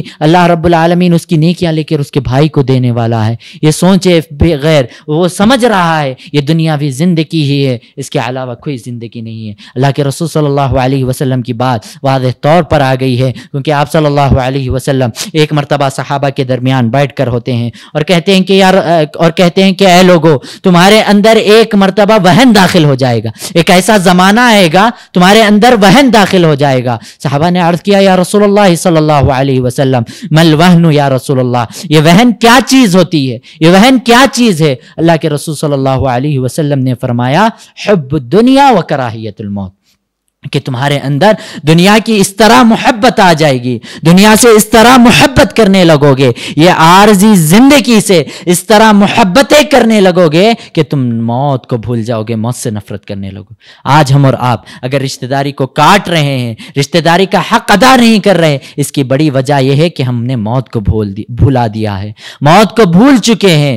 آج ہم اور آپ اپنے ہاتھوں سے کتنے جنازوں کو دفن کرتے ہیں، اپنے آنکھوں سے کتنے میت کو دیکھتے ہیں، ہیں لیکن یہ نہیں سوچتے ہیں کہ ہم اور آپ کو بھی کل لوگ اسی طرح رکھنے والے ہیں، کل لوگ اسی طرح لے کر جانے والے ہیں۔ کل تک جو آدمی ہمارے ساتھ تھا، کل تک جو رشتہ دار ہمارے ساتھ ہنستا بولتا تھا، آج وہ اتنا مجبور ہو چکا ہے کہ آج ہم اسے لے کر قبر میں ڈال رہے ہیں، لیکن ہمیں افسوس نہیں ہوتا ہے۔ ہم نے کبھی نہیں سوچا ہے، اگر سوچتے ہیں تو ہم نے کبھی رشتہ داری کا حق نہیں مارتے تھے، اللہ کا حق نہیں مارتا تھا، اللہ کے کتاب پر عمل کرتے تھے۔ ہم نے یہ نہیں سوچا کہ ہمیں بھی موت آنے والی، ہمارے اندر بھی یہ دنیا کی چاہت آ چکی ہے، دنیا کی محبت آ چکی ہے۔ دنیا کی محبت یہ نہیں کہ جاب کرنا، یہ کرنا، یہ دنیا کی محبت نہیں ہوتی، یہ تو انسان کی فطری چیز ہے۔ اللہ کے نبی صلی اللہ علیہ وسلم نے اس سے بھی منع نہیں کیا۔ دنیا کی محبت یہ ہے کہ جاب کے خاطر اپنے نمازوں کو ترک کر دینا، جاب کے خاطر اپنے رشتہ داروں کے ساتھ ناتعلقی قائم کرنا، جاب کے خاطر اپنے والدین کے ساتھ ناسلوکی سے پیش آنا، یہ ہوتا ہے، یہ ہوتا ہے دنیا کی محبت، یہ ہوتی ہے دنیا کی محبت۔ جاب کے خاطر اپنے اولاد اور بیوی بچوں کے حقوق کو مار دینا، یہ ہوتی ہے دنیا کی محبت۔ اگر ہم اور آپ کے اندر دنیا کی محبت آ گئی ہے تو رب سے توبہ کیجئے، پلٹ آئیے، کیونکہ اس دنیا میں ہم عارضی طور پر آئے ہیں، ہمیشہ کے لیے نہیں آئے ہیں۔ کسی کو زندگی ملنے والی ہے تو کتنی ملنے والی ہے؟ 70 سال کی زندگی، 80 سال کی زندگی، زیادہ سے زیادہ بول تو 100 سال کی زندگی ملنے والی ہے، اس سے بڑھ کر کسی کو زندگی ملنے والی نہیں۔ اس کے بعد ابدی زندگی ہے، وہاں جا کر جو ملنے والا ہے ہمارے اعمال کی وجہ سے ملنے والا۔ ہم کتنا حق ادا کریں گے، کس کا کتنا حق ادا کریں گے، بیوی کا کتنا حق ادا کریں گے، اولاد کا کتنا حق ادا کریں گے، اس کے متعلق ہمیں اجر و ثواب ملے گا، اس کے متعلق ہمیں نیکیاں ملنے والی ہے، اور قیامت کے دن یہی نیکیوں کے بدولت ہمیں جنت ملنے والی ہے۔ اگر ہم اور آپ اس دنیا میں حقوق کو ادا نہیں کریں گے، موت کو بھول جائیں گے، تو اللہ رب العالمین کا قرآن مجید میں ارشاد ہے، کل نفس ذائقۃ الموت، ہر نفس کو موت کا مزہ چکنا ہے، ہر نفس کو موت آنے والی ہے۔ اور کل قیامت کے دن مجرم یہی ایک آرزو کرے گا رب العالمین سے، یہی ایک سوال کرے گا اللہ رب العالمین سے، اے اللہ مجھے دنیا میں ایک وقت کے لیے، ایک مہلت کے لیے اس دنیا میں بھیج دے، لعلی اعمل صالحا فیما ترک، تاکہ میں نے اس دنیا میں جو ایک عمل چھوڑ دیا تھا، ایک عمل جو ترک کر دیا تھا، ایک حق جو مار دیا تھا، ایک جو بھائی کا حق مار دیا تھا، چاہے وہ ایک حق بیوی کا مار دیا تھا، چاہے ایک حق جو رشتہ دار کا مار دیا تھا، وہ کر واپس پلٹ آ جاؤں گا۔ اللہ رب العالمین کیا کہے گا؟ یہ دنیا میں پلٹ کر جانے کا وقت نہیں ہے، بلکہ یہ کیا ہے؟ اعمال کے جانچنے کا وقت ہے، اب دنیا میں پلٹ کر جانے کا وقت نہیں ہے، کیونکہ رب العالمین کو پتا ہے انسان تو وعدہ کرتا ہے اور وعدے پر قائم نہیں رہتا ہے، کیونکہ ہم نے اللہ رب العالمین سے تو وعدہ کر ہی اس دنیا میں آیا ہے۔ الست بربکم، قرآن مجید خود واضح طور پر ارشاد فرماتا ہے، الست بربکم، عالم ارواح میں تمام انسان سے رب العالمین نے یہ وعدہ کیا تھا، الست بربکم، کیا میں تمہارا رب نہیں ہوں؟ قالوا بلا، تمام لوگوں نے کہا تھا کیوں نہیں، اے ہمارے پروردگار تو ہی ہمارا رب ہے۔ لیکن دنیا میں آنے کے بعد انسان کیا کر رہا ہے؟ اللہ کے علاوہ کسی اور کی پوجا کر رہا ہے، اللہ کو چھوڑ کر کسی اور سے مانگ رہا ہے، اللہ کو چھوڑ کر کسی اور کو فریاد کر رہا ہے، تو یہ انسان ناشکرا ہے۔ اس وجہ سے اللہ رب العالمین اس دنیا کی زندگی اسے مہلت دی ہے۔ اگر تم ایمان والے ہو، اگر تم اللہ سے ڈرنے والے ہو، اگر تم سچے اور کامل مومن بندے بننے والے ہو، تو اس دنیا کو عارضی زندگی سمجھو، اس دنیا کو چھوڑنے والی زندگی سمجھو، اور اللہ کا اس طرح تقوی اختیار کرو جس طرح صحابہ کرام کیا کرتے تھے، اس طرح اختیار کرو جس طرح اللہ کے رسول صلی اللہ علیہ وسلم نے اللہ کا تقوی اختیار کیا تھا، اللہ سے ڈرا تھا، اللہ کی تمام تعلیمات پر عمل کیا تھا۔ صحابہ کے واقعہ میں آپ کے سامنے بیان کیا کس طرح وہ قرآن تعلیمات پر عمل کرتے ہیں، لیکن ہم اور آپ کی زندگی میں ہم اور آپ کو کیا دیکھنا چاہیے؟ ہم اور آپ کو اپنے گریبان میں جھانکنے کی ضرورت ہے، اپنے نفس سے سوال کرنے کی ضرورت ہے۔ میں نے تو قرآن مجید پڑھا ہے، ہر رمضان میں پڑھتے ہیں، ہم نے قرآن مجید پڑھتے ہیں، ہمارے گھروں میں پڑھتے ہیں، لیکن کبھی ہم نے سوچا ہے، کبھی کوئی آیت پر رک کر ہم نے سوچا ہے یہ آیت میں رب العالمین کیا بتانا چاہ رہا ہے، یہ آیت میں رب العالمین کیا بتانا چاہ رہا ہے، یہ آیت میں کس بارے میں بیان کیے جا رہے ہیں، یہ آیت کس کے بارے میں بیان کیا جا رہا ہے؟ کبھی ہم نے یہ سوچنے کی رب العالمین نے ہمیں توفیق نہیں دی ہے۔ لیکن مسلمانوں، اے لوگوں، ابھی بھی وقت ہے، ابھی بھی وقت ہے، کیونکہ اللہ کے رسول صلی اللہ علیہ وسلم وسلم نے کیا فرمایا، انسان کے توبہ کے دروازے موت آنے سے پہلے تک اس کے توبہ کے دروازے کھلے رہتے ہیں، اور یہاں تک کہ اس کی گلے میں سانسیں جب تک اٹک نہ جائے، جب تک کہ اس کی توبہ کے دروازے کھلے رہتے ہیں۔ تو اے لوگوں، اللہ کی طرف پلٹ آؤ، اپنے رشتہ داروں کا حق ادا کرو، کیونکہ اللہ رب العالمین قرآن مجید میں کیا کہتا ہے، جو میرے بندہ میرے طرف پلٹ آتا ہے میں اس کے لیے بڑا غفور الرحیم ہوں۔ قل لعبادی الذین اسرفوا علی انفسہم لا تقنطوا من رحمت اللہ ان اللہ یغفر الذنوب جميعا انہ هو الغفور الرحیم۔ اللہ رب العالمین کیا کہتا ہے، اے نبی صلی اللہ علیہ وسلم، آپ میرے ان بندوں سے جا کر کہہ دیجئے جنہوں نے اپنے نفسوں پر ظلم کیا ہے۔ نفسوں پر ظلم کرنے سے مراد کیا ہے کہ رشتہ داریوں کا حق ادا نہیں کیا ہو، یا تو گناہوں میں ملوث ہو، یہ تمام چیزیں نفس پہ ظلم کرنا۔ یعنی اگر ہم رشتہ داری کا حق ادا نہیں کریں گے، اس کا مطلب یہی ہے کہ ہم اپنے نفس پر ظلم کر رہے ہیں، کیونکہ نیکیاں، رشتہ داریوں کے ساتھ حق ادا کرنا ہمیں نیکیاں ملنے والی ہے، حق ادا نہیں کریں گے تو ہمیں گناہ ملنے والا ہے۔ اگر گناہ ملے گا تو ہم کہاں جانے والے؟ جہنم میں جانے والے ہیں۔ تو اس کا مطلب یہ ہے کہ ہم نے اپنے آپ پر ظلم کیا ہے، اپنے آپ پر ظلم کیا ہے۔ قل لعبادی الذین اسرفوا علی انفسہم لا تقنطوا من رحمت اللہ۔ اے نبی صلی اللہ علیہ وسلم، آپ میرے ان بندوں سے جا کر کہہ دیجئے جنہوں نے اپنے نفسوں پر ظلم کیا ہے، گناہوں میں ملوث ہو چکے ہیں، لا تقنطوا من رحمت اللہ، اللہ کی رحمت سے کبھی مایوس نہیں ہونا۔ ان اللہ یغفر الذنوب جميعا، اگر اللہ کا بندہ ایک گناہ کی معافی لے کر اللہ کے در پر آتا ہے تو اللہ رب العالمین کیا کہتا ہے، ان اللہ یغفر الذنوب جميعا، اللہ رب العالمین تمام گناہوں کو معاف کرنے پر قدرت رکھتا ہے۔ انہ هو الغفور الرحیم، بے شک اللہ رب العالمین بڑا غفور الرحیم، بڑا نہایت رحم کرنے والا۔ اللہ اکبر۔ لیکن انسان تو اتنا ناشکرا ہے، اللہ نے تو اسے بنایا ہے، روزی بھی دے رہا ہے، زندگی گزار رہا ہے، لیکن اس کے پاس اتنا بھی ٹائم نہیں ہے کہ وہ اللہ کے در پر جائے، اللہ کے سامنے جا کر اللہ سے سوال کرے، اپنی گناہوں کی معافی مانگے، اتنا بھی اس کے پاس وقت نہیں ہے۔ اتنا ناشکرا ہو چکا ہے کہ جس نے اسے پیدا کیا ہے، جس نے اسے روزی دی ہے، جس نے اسے بنایا ہے، اسی کو بھول چکا ہے، اسی کے سامنے اسے جانے کی توفیق نہیں مل رہی ہے۔ اللہ رب العالمین تو کیا کہہ رہا ہے، اگر انسان میرے سامنے ایک گناہ کی بھی معافی لے کر آتا ہے تو میں اس کو کیا کرتا ہوں، تمام گناہوں کو معاف کر دیتا ہوں۔ اللہ اکبر۔ اللہ رب العالمین کا معاملہ ایسا ہے، لیکن ہم اور آپ کا معاملہ اس کے برعکس ہے۔ ہم اور آپ کو اتنا بھی وقت نہیں ہے، اتنی بھی مہلت نہیں ہے کہ ہم اور آپ اللہ کے سامنے جا کر اپنے گناہوں کی معافی مانگے۔ اسی طرح اللہ رب العالمین نے نیک انسان کی صفت یہ بیان کی ہے،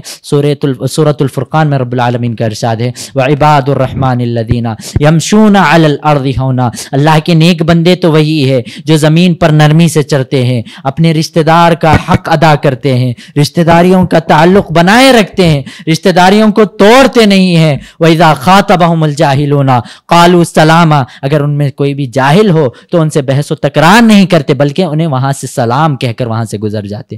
والذین یبیتون لربہم سجدا وقیاما، جو اپنی راتوں کو کہاں گزارتے ہیں، اللہ کے سامنے سجدہ و قیام میں گزارتے ہیں۔ لیکن ہم اور آپ کی راتیں کہاں گزر رہی ہیں؟ ذرا یہ آیت پر رک کر ذرا سوچئے، اپنے آپ سے ذرا چند لمحوں کے لیے سوال کر لیجئے۔ والذین یبیتون لربہم سجدا وقیاما، اللہ تعالیٰ نے نیک بندے کی صفت یہ بیان کی ہے، والذین یبیتون لربہم سجدا وقیاما، اللہ کے نیک بندوں کی راتیں کہاں گزرتی ہے؟ سجدہ و قیام میں گزرتی ہے، تہجد میں گزرتی ہے، اللہ کے سامنے گزرتی ہے۔ لیکن ہم اور آپ کا حال تو یہ ہے، رات میں تو جاگتے ہیں، رات تو ایسی ہی برباد کرتے ہیں، لیکن کہاں گزر رہی ہے؟ واٹس ایپ، ٹویٹر، فیس بک، یہ تمام چیزوں میں اپنی راتوں کو برباد کرتے ہیں، یا تو دوست و احباب میں گپ شپ کرتے ہوئے اپنے راتوں کو برباد کرتے ہیں۔ کیونکہ دوست و احباب کے ساتھ، دوست و احباب کے تعلق سے سورہ فرقان کے اندر ہی رب العالمین نے ارشاد فرمایا تھا، وَيَوْمَ يَعُضُّ الظَّالِمُ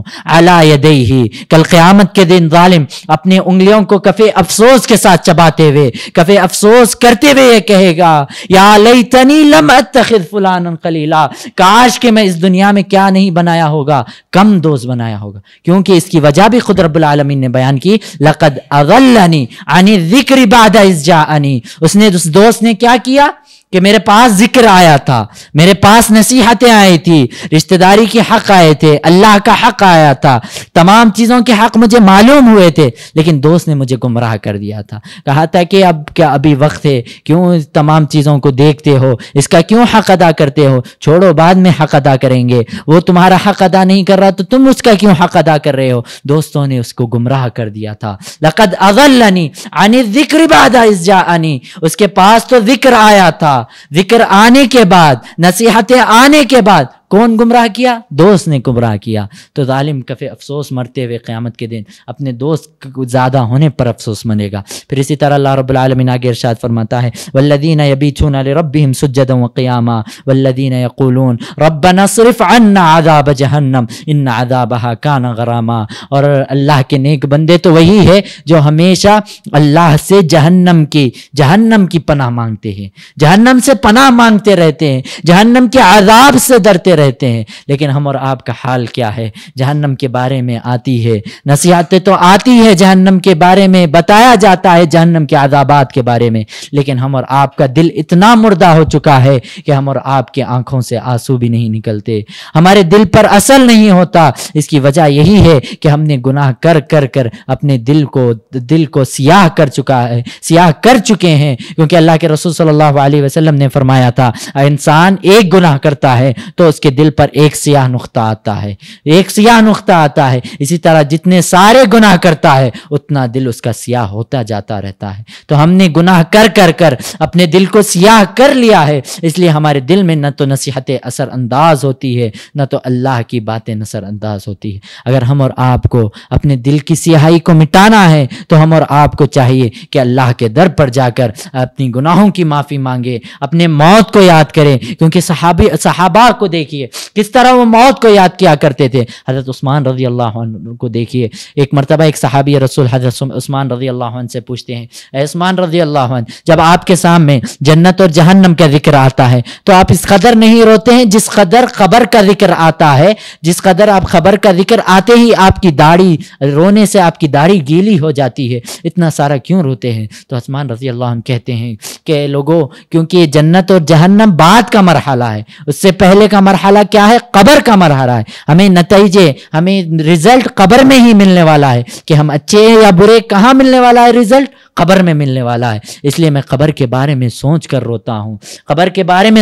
روتا ہوں، کیونکہ جو اس میں کامیاب ہو گیا وہ حقیقی معنی میں کامیاب ہو گیا، اور جو اس میں ناکام ہو گیا وہ حقیقی معنوں میں ناکام ہو گیا. اگر وہ دنیا میں کتنی بڑی بھی ڈگری حاصل کر رہے، کتنا بڑا کامیاب انسان ہی کیوں نہ بن جائے، اگر وہ خبر میں ناکام ہو گیا تو اس کا مطلب یہ ہے کہ وہ ابدی ناکام ہو گیا، ہمیشہ کے لیے ناکام ہو گیا ہے، اور وہ آدمی، وہ شخص ہمیشہ کے لیے ناکام ہو گیا ہے. اور اسی طرح ابو ہریرہ رضی اللہ عنہ کہتے ہیں کاش کہ میں ایک درخت ہوتا، مجھے کاٹ دیا جاتا، کیونکہ خبر کی تکلیفیں، خبر کے عذاب کے بارے میں سن کر مجھے سہا نہیں جاتا. اس طرح ایک صحابی رسول کہتے ہیں کہ مجھے لوگوں کے بارے میں تعجب ہوتا ہے، وہ لوگ کے بارے میں تعجب ہوتا ہے جو آخری مرحلے میں، اپنے موت کے آخری مرحلے میں اپنی کیفیت بیان نہیں کر سکیں گے، کیفیت بیان نہیں کرتے. وہ تو ایمان کے حالت میں رہتے ہیں، دنیا میں تو عمل کرتے ہیں، لیکن آخری مرحلے میں ان سے جب ان کی کیفیت بیان کرنے کو کہا جاتا ہے وہ بیان نہیں کرتے. جب ان کے وہ صحابی رسول کے جب موت کا وقت قریب آیا تو ایک صحابی رسول آ کر ان کی بات کو یاد دلاتے ہیں اور کہتے ہیں کہ اپنی موت کا ذکر کرو، اپنی کیفیت کا ذکر کرو. تو وہ کہنے لگتے ہیں مجھے ایسا محسوس ہو رہا ہے گویا کہ مجھے قینچی سے کاٹا جا رہا ہے، آروں سے چیرا جا رہا ہے، ایسا محسوس ہو رہا ہے. اللہ اکبر. دیکھیے قبر کے عذاب سے کوئی بچنے والا نہیں ہے. قبر کا عذاب، قبر کی مراحل سے ہر کسی کو گزرنا ہے. کیونکہ حضرت سعد بن وقاص رضی اللہ عنہ کے بارے میں آتا ہے جن کے موت پر رحمان کا عرش ہل چکا تھا، ان کے بارے میں آتا ہے کہ اللہ کے رسول صلی اللہ علیہ وسلم نے ان کے عذاب قبر کی کمی کے لیے دعا کی تھی. اللہ اکبر. صحابی رسول ہے، ہم اور آپ تو ان کے سامنے کچھ حیثیت نہیں رکھتے صحابہ کے سامنے، پھر ان کے بارے میں یہ ہے تو ہم اور آپ کی زندگی، ہم اور آپ کا قبر کا عذاب کس طرح ہوگا، ہم اور آپ کو اس کے بارے میں سوچنا چاہیے، اپنی زندگی کو دیکھنا چاہیے۔ اللہم احفظنا من عذاب قبر، ہمیشہ دعا کرنا چاہیے اے اللہ ہمیں عذاب قبر سے بھی بچا لینا، ہمیں جہنم کے عذاب سے بھی بچا لینا، کیونکہ رب العالمین نے ایمان والی شخصیت کے یہ ایمان والوں کی صفت یہی بیان کی ہے کہ وہ لوگ ہمیشہ جہنم کے عذاب سے پناہ مانگتے ہیں۔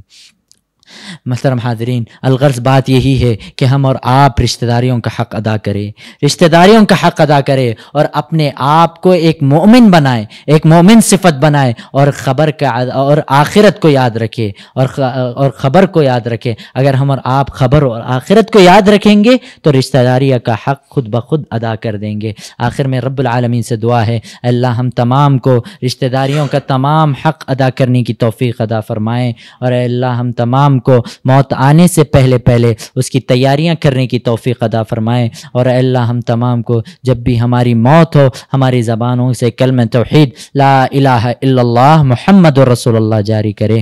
آمین وآخر دعوانا ان الحمد للہ رب العالمین، والسلام علیکم ورحمۃ اللہ وبرکاتہ۔